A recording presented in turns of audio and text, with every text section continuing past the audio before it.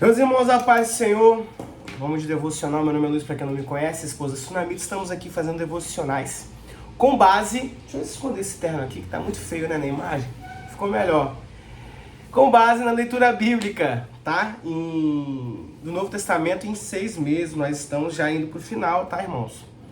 Mas eu tenho uma boa notícia para vocês. Olha, se você quiser fazer o devocional conosco, dá para pegar os vídeos anteriores, tá bom? Dá para você ir acompanhando e dá para você ir lendo. Claro que você não vai começar junto conosco, né? Que os vídeos já estão gravados, mas dá para os irmãos acompanharem. Eu acho muito interessante que acompanhem, tá? Lembrando que Deus, ele fala com você, meu irmão, tá? Nós fazemos aqui apenas o devocional que Deus fala conosco e repassamos para os irmãos o que nós entendemos, o que nós aprendemos. E o Senhor tem falado aos corações, e que o Senhor possa falar mais ao seu coração, lembrando que a palavra ela é viva. Ao momento que você lê, é importante que você leia, tá, a palavra. Esse é o principal objetivo, que você leia a palavra. Se você lê, tem certeza que Deus vai falar com você. Você vai entender e, caso não entenda, manda um recadinho pra gente. A gente tenta bater um papo com os irmãos e orientar no que for possível. Mas vamos lá. Hoje nós iniciamos o livro de 1 Timóteo, tá? O objetivo da carta de Timóteo, o apóstolo Paulo escreve essa carta, tanto que inicia da seguinte maneira: Paulo, apóstolo de Cristo Jesus, por ordem de Deus, nosso Salvador, e de Cristo Jesus, nossa esperança, a Timóteo, verdadeiro filho na fé. Então, apóstolo Paulo já traz a autoria dele, falando que é ele que está escrevendo a Timóteo, tá bom? Então, entendamos aqui a saudação que o apóstolo Paulo traz a Timóteo. Qual que é um dos principais objetivos dessa carta? É uma carta pastoral. Nós entendemos que é a carta de Timóteo e Tito são cartas pastorais, porque o apóstolo Paulo ele deixou esses irmãos em Cristo, esses filhos na fé, supervisionando igrejas, tá? Então eles estavam à frente de igrejas, então eram orientações pastorais. O objetivo da primeira carta de Timóteo é estimular Timóteo na defesa da fé e com a precaução, nós vamos ver nesse primeiro capítulo aqui, a precaução com os falsos mestres, tá bom? Esse é um dos principais objetivos e nós vamos entrar na palavra agora para nós meditarmos. Eu pretendo ler um pouco com os irmãos, porque é bem pequenininho, irmãos, é bem curtinho. O primeiro capítulo tem 19 versículos, o segundo tem apenas 15 versículos. Então é bem curtinho, bem rápido, mas vamos falar o que o Senhor colocar em nossos corações para falar, tá bom? Meu irmão, é o seguinte, então o apóstolo Paulo faz a sua autoria, né, ele faz o início da carta se identificando, escrevendo a Timóteo e saudando com a graça, com a paz de Jesus Cristo e a misericórdia. Ele já começa no versículo 3, do versículo 3 ao versículo 7, falando da advertência às falsas doutrinas. O que apóstolo Paulo, eu vou resumir para os irmãos, tá bom? Os irmãos leiam em casa, é muito importante que os irmãos leiam. Mas o que apóstolo Paulo, ele em resumo, ele fala para Timóteo: Timóteo, se atém a ensinar a verdadeira doutrina. Não dê razão a esses falsos mestres que, querendo aparecer, querendo se dizerem doutores, eles se inclinam a genealogias, se inclinam a assuntos que não são os assuntos pertinentes à palavra de Deus. E o assunto principal da palavra de Deus, irmãos, é Jesus. Se atém a santa doutrina, se atém a Jesus. Então, surgiram, né? E é importante falar que o apóstolo Paulo, ele deixa Timóteo em Éfeso. O versículo 3 fala o seguinte: olha, quando eu estava de viagem rumo à Macedônia, pedi a você que ainda permanecesse em Éfeso para admoestar certas pessoas, a fim de que não ensinem outra doutrina, tá? Então, Timóteo estava em Éfeso, tá bom? E algumas pessoas se inclinaram a começar a aparecer, realmente ensinar outras doutrinas. O versículo 6 fala o seguinte: algumas pessoas se desviaram destas coisas e se perderam em discussões inúteis.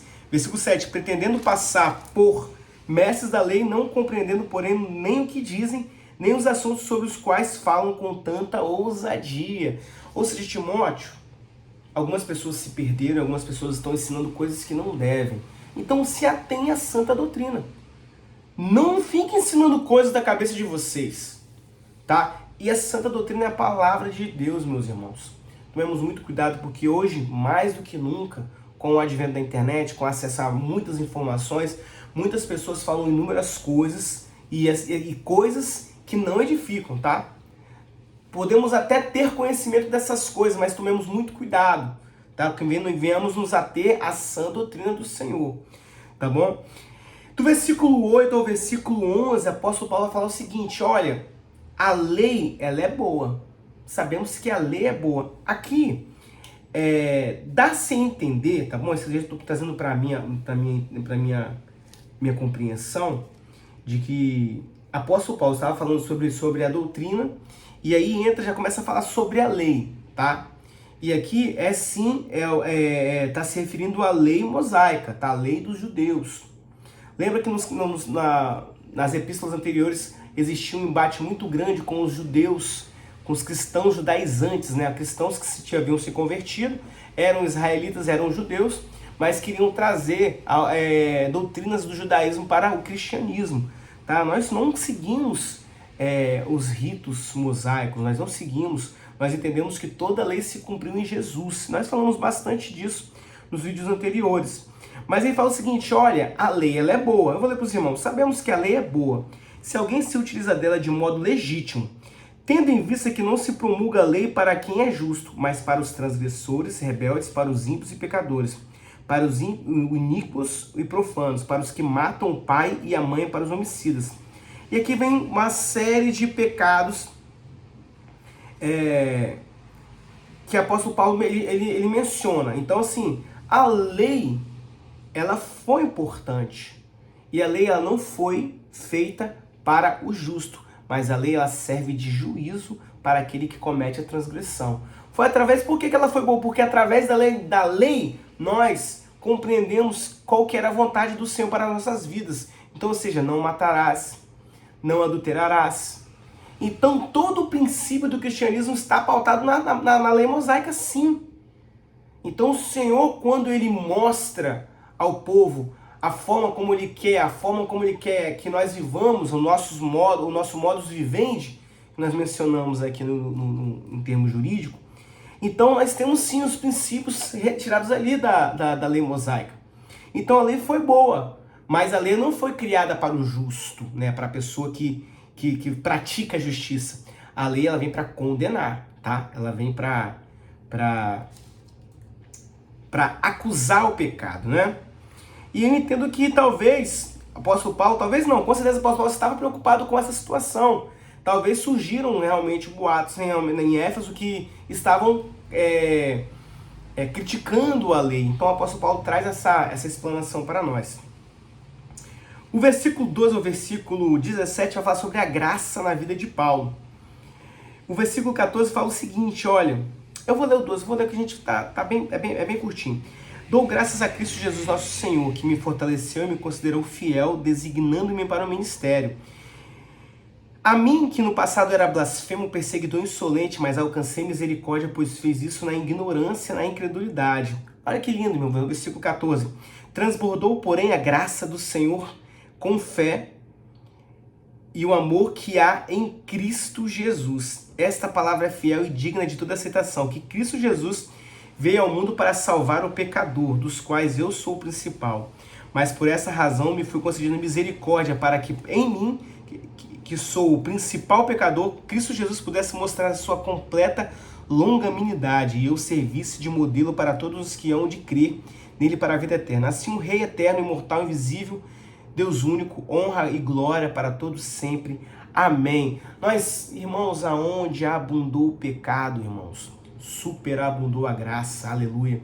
E o Senhor, ele sim, apóstolo Paulo, ele menciona que antes ele era uma pessoa injusta, uma pessoa que blasfemava, uma pessoa insolente, mas o Senhor, que é infinito em misericórdia, longânimo, paciente, escolheu ele para superabundar a graça, tá? E a graça, irmãos, é um favor imerecido. Nós não merecíamos essa graça. Nada que fizéssemos poderíamos merecer, tá? Nenhum sacrifício, nenhum derramamento de sangue, nada que pudéssemos fazer, nós iríamos merecer essa graça. Mas Jesus, que é infinito em misericórdia, ele superabundou a graça, não só em apóstolo Paulo, mas em nós. Porque nós, sem essa graça de Jesus, somos pessoas más, somos pessoas ruins, porque o pecado que está nesse corpo corruptível, né, esse corpo corruptível que se inclina ao pecado, né, ele quer praticar coisas ruins, mas a graça de Jesus que superabunda nossos corações, nossas vidas, nos transforma em nova criatura. Versículo 18. Esta é a admoestação que faço a você, meu filho Timóteo, segundo as profecias que anteriormente foram feitas a respeito de você, que firmado nelas você combata o bom combate, mantendo a fé e a boa consciência, porque alguns, tendo rejeitado a boa consciência, vieram naufragar na fé. Ou seja, o apóstolo Paulo ele traz uma palavra de incentivo. Olha, combata o bom combate, Timóteo. E essa palavra serve para nós, irmãos, que venhamos combater o bom combate, não venhamos a esmorecer, porque tem pessoas que na caminhada abandonam a fé. Irmão, se você está vendo esse vídeo hoje, está pensando em abandonar a fé, não ceda, não retroceda, não volte, aleluia, mas persista, porque aonde abundou o pecado, superabundou a graça de Jesus. Você pode estar fraco no momento, mas o Senhor, ele é rico em misericórdia para te renovar, para estabelecer com você uma nova aliança. Irmãos, capítulo 2, do versículo 1 ao versículo 7, apóstolo Paulo vai nos estimular a oração. Né? Do versículo 1, ele pede que nós façamos orações e intercessões em favor de todas as pessoas. No versículo 2 ele fala o seguinte, olha, para que nós venhamos a orar pelas autoridades, pelos reis, para que possamos viver em tranquilidade. É nosso dever como cristão orar pelo governador, orar pelo presidente, orar pelo Senado, orar pela polícia, pelo chefe de polícia, orar por todas as autoridades, orar pelo juiz, para que o Senhor, que é rico em misericórdia, tá, dê sabedoria a essas pessoas, para que possamos viver dias tranquilos, tá? Versículo 3, isso é bom, isso é aceitável a Deus. Ah, mas aquele governador ele é ímpio, ore por ele. Ah, mas aquele governador ele é cristão, ore mais ainda, para que não venha se desviar. Versículo 5, olha que lindo, irmãos, porque há um só Deus, e um só mediador entre Deus e a humanidade, Cristo Jesus, homem. Só Jesus, que é um mediador entre Deus e o homem. Não há outro mediador, não há outro santo ou santa, tá? Não há. O único que morreu e ressuscitou, está à destra do Pai, é Jesus, que vivo está. O resto, todo mundo morreu, tá? Todo mundo morto. Eles não podem fazer nada, tá? Se foram salvos, estão num lugarzinho destinado para eles, mas eles não podem falar nada. Eles não podem interagir em nada. Aleluia. Só existe um que morreu e ressuscitou e está à destra de Deus. Jesus Cristo, o homem. Aleluia. Versículo 6 é lindo, fala o seguinte, que deu a si mesmo em resgate por todos, testemunho que se deve dar em tempos oportunos. Para isso fui designado pregador e apóstolo, afirmo a verdade, não minto, mestre dos gentios na fé e na verdade. Irmãos, do versículo 8 ao versículo 14, ao versículo 15, apóstolo Paulo vai dar uma exortação às mulheres aqui, tá bom? Eles falam o seguinte, que as mulheres, inicia falando para os homens, né? Que os homens façam orações em todos os lugares, levantando as mãos santas, tá? E sem animosidade. Mas as mulheres, que elas se vistam de forma decente, sabe? Com modéstias e bom senso. Não trazendo para si, né, o foco, né? Não trazendo para si olhares de homens, tá? Então o apóstolo Paulo faz essa exortação às mulheres, né? Porém, só versículo 10, porém com boas obras, que as mulheres possam ter boas obras, como convém às mulheres que professam ser piedosas. Aqui tem um ponto polêmico, mas nós vamos entrar. Nós vamos falar. O versículo 11 fala o seguinte: mulher, aprenda em silêncio, com toda a submissão, e não permito que a mulher ensine, nem que exista autoridade sobre o homem. Seja, porém, em silêncio, porque primeiro foi formado Adão, depois Eva. E Adão não foi iludido, mas a mulher, sendo enganada, caiu em transgressão. Mas ela será salva? Tá. Irmãos, esse aqui é uma orientação que o apóstolo Paulo deu a Timóteo, tá? E nós temos que observar o contexto da época, tá? Hoje, nós temos muitas irmãs em Cristo Jesus que têm um dom precioso da parte do Senhor ensinar. São mulheres virtuosas, mulheres que oram, mulheres que são... Nossa, quantas mulheres nós podemos aqui mencionar, mulheres que são usadas por Deus, tá bom? Essa indicação aqui nós temos que observar o contexto, a época, tá? Porque nós estávamos falando de uma cidade em Éfeso e tinha toda uma questão cultural, uma questão idólatra, né? De culto pagão e tal. Mas hoje nós vemos muitas mulheres servas do Senhor ensinando e com toda a sabedoria que provém do Senhor. Fico por aqui, que Deus abençoe, tá? Até amanhã, Timóteo capítulo 3 e capítulo 4. Nós vamos falar no capítulo 3 sobre a questão do diácono, né, na igreja, como deve ser as características do diácono. No capítulo 4, sobre a apostasia nos últimos tempos, o que iria acontecer, e a exortação à fidelidade no ministério, tá? Então eu deixo o convite para você amanhã estar conosco, tá? E que Deus te abençoe, que a paz de Jesus fique com você. Irmãos, deixa eu curtir aqui, deixa o gostei, faça um comentário. Você que não é inscrito, se inscreva no canal e que Deus te abençoe. Você que é inscrito, meu muito obrigado. Que os irmãos possam continuar conosco nessa caminhada. Vem coisa boa por aí, tá bom? Nós estamos já quase terminando o devocional do Novo Testamento e nós temos mais projetos. Nós não vamos parar por aqui. Que Deus te abençoe.